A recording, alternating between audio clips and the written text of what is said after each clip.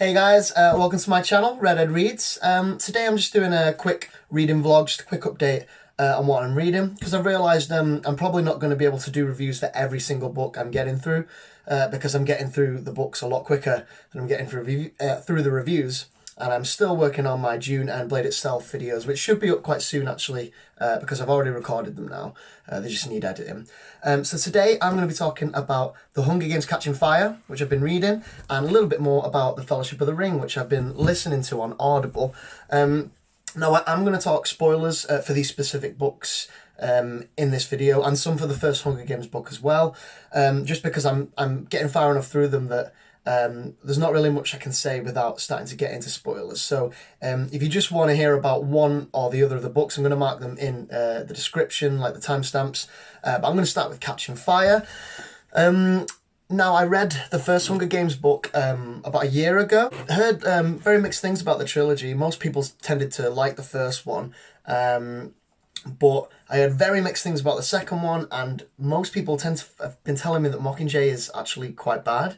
I mean, I'm sure there's a huge part of the fan base that disagrees with that. And I'm going to push through them anyway, but I think that's one of the reasons I put off reading Catching Fire so long. However, I've actually really enjoyed Catching Fire.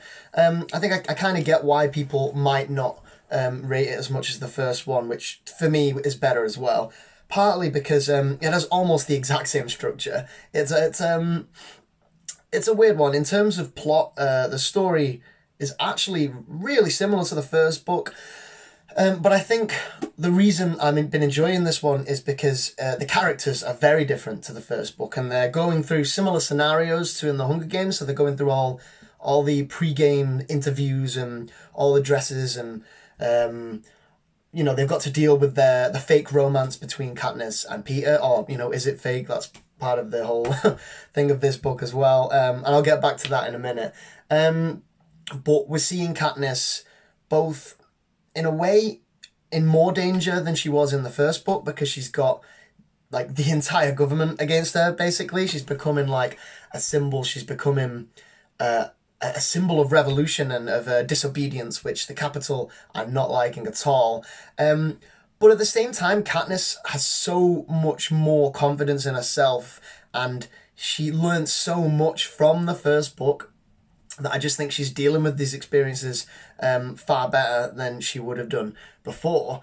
One of my actual favourite things about Catching Fire is how it directly addresses the consequences from the end of the first Hunger Games book, because that definitely felt like an unfinished story to me. I don't know if Suzanne Collins always intended this to be a trilogy, but there was so much groundwork laid there, and the idea that Katniss could just defy the Capitol in such a huge way and get away with it didn't sit right with me. So I'm really glad that that's where the first part of the book really delves into that.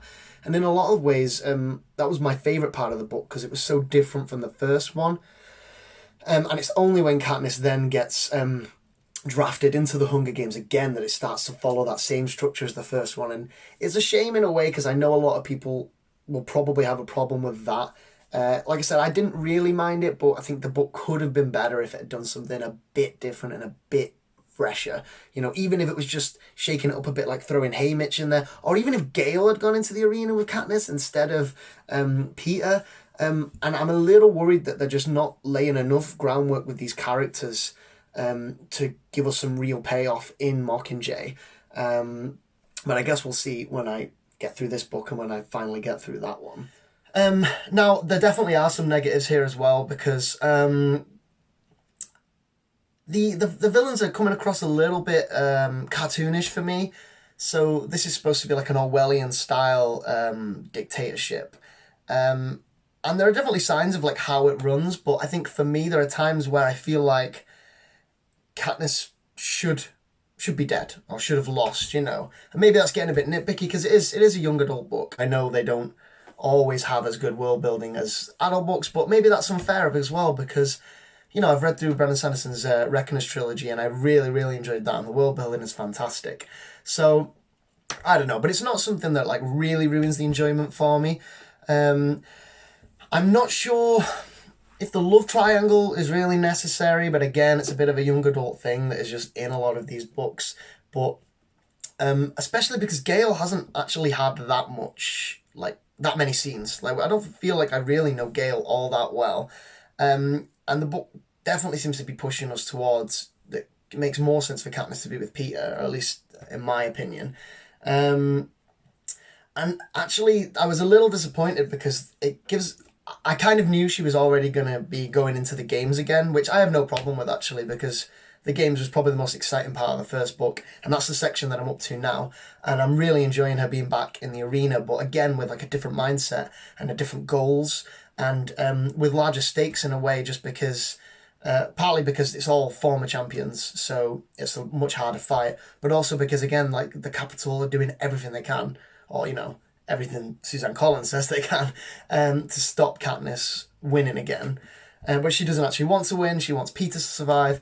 But there was a possibility at one point that Haymitch might be the one to go into the arena with Katniss, and I guess Suzanne Collins wants us to spend most of our time with Katniss and Peter. Fair enough, they're the main characters, but I think that would have been a much more interesting dynamic, and it would have been completely different to the first Hunger Games book, which I think would have kind of alleviated a lot of people's problems with the second one. Yeah, also the revolution they're building towards, like, I like it in theory, but I feel like if the whole revolution is only going to be one book, that could potentially be rushed. Now, I don't know, I don't want to make judgments about future books, but it's hard to ignore that people have been telling me that Mockingjay is the worst one. Nevertheless, I've got like about 100 pages left of this.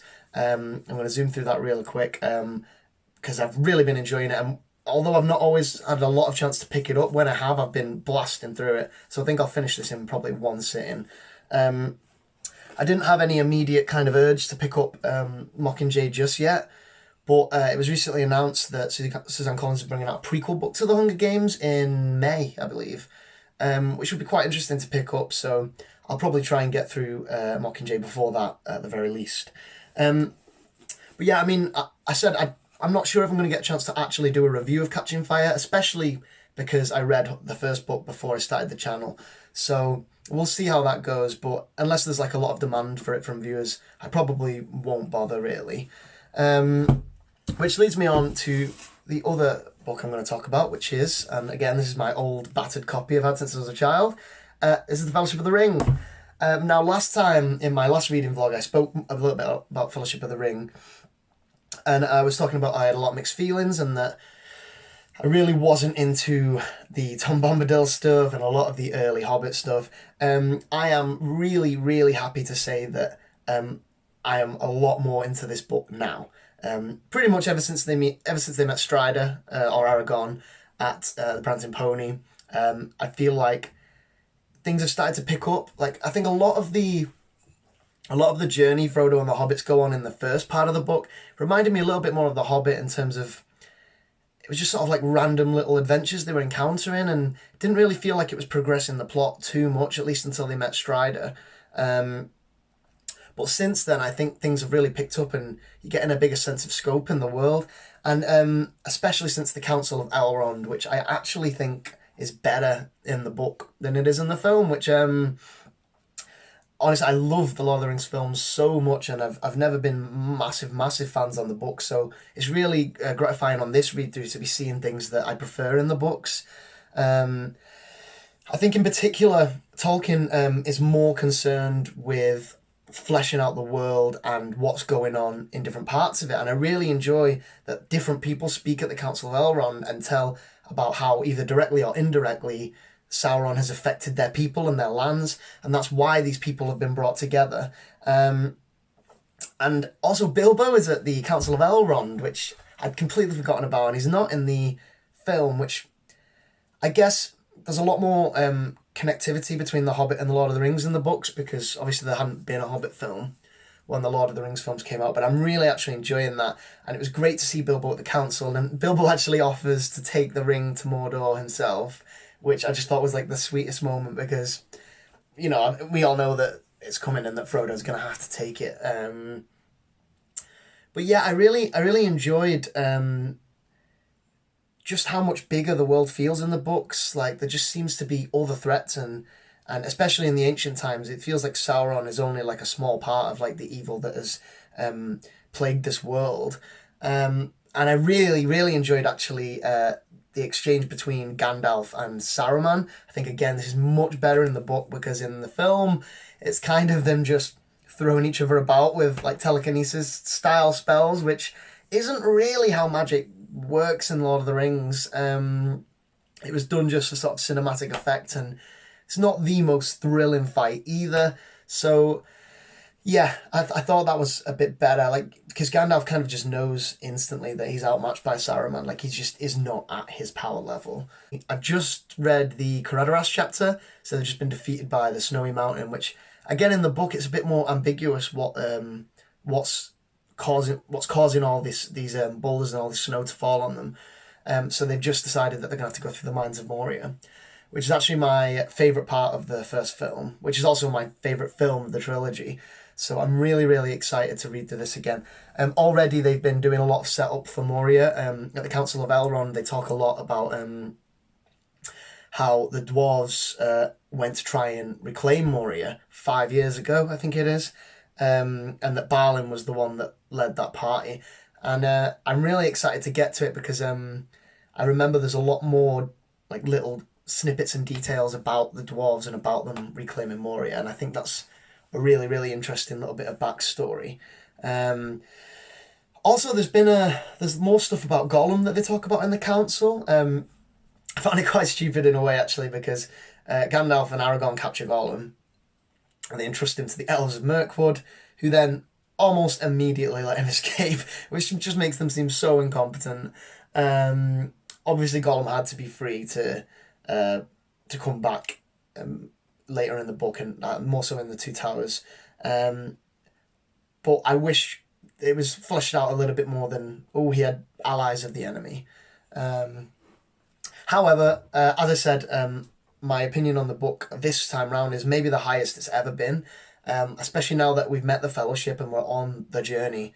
I'm really, really enjoying it. It's really, really slow start, and honestly, it can be a really hard read at times, but I would say if you're really determined and you want to read the Lord of the Rings books, try and at least push through that Hobbit stuff at the start, which, don't get me wrong, there's a lot of good stuff there as well, but once you get to the Council of Elrond, I think things just pick up exponentially. They get exponentially better, and I'm really, really excited to get through it. I'm not going to actually be able to listen to the Two Towers for a while because I've decided to get the complete works of H.P. Lovecraft for my Audible token this month. But I will be getting the Two Towers after that, and then probably Return of the King after that. So again, I'm not sure if I'm going to do like a review of these books because, I mean, everyone, like, there's been so much said about them. Everyone knows about Lord of the Rings. I've already a bit anxious about my June review because it's kind of hard talking about books that came out a long time ago. Again, if there's real demand for me to review these, I will, but I think more likely I'm going to make some videos about them. Like, I want to do videos about things I prefer about the films and things I prefer about the books, but I'm so behind on my video reviews that I really need to get these out of the way first. But yeah, literally today I'm going to be recording my reviews for both June and The Blade itself by Joe Abercrombie, which means that they should come out a lot closer together than my videos usually do, which means I might be able to get a little bit back on track. And then I think my next book that I'm going to pick up is Sword of Destiny, the second Witcher book, which I am going to review. So yeah, this has been like a little quick update. I hope you've enjoyed me talking about these, and look out for my June review because that's going to be up next. So thanks very much. See you next time.